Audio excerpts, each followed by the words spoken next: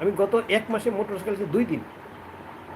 আজকে মোটরসাইকেলটা এক জায়গায় আমি জমা দিয়ে আসছি এক ছেলেকে, যে বলছে দিয়ে যান আঙ্কেল, আমি চেষ্টা করবো আপনার জন্য আমি কিছু তেল জোগাড় করার জন্য।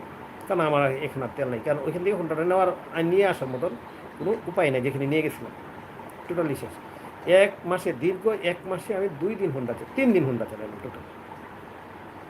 দীর্ঘ 1 মাসে আমি তেল পাইছি মাত্র 700 টাকা। একদিন পেলাম 100 করে 3 ইয়াতে আপনার পাম্পে, 3টা পাম্পে গেলাম, এটি ঈদের আগে। এর পরের দিন পাইলাম হলো 2টা পাম্পে 300 টাকার তেল। এরপরে ঈদের আগে আমি আর 100 টাকার তেল নিয়েছিলাম।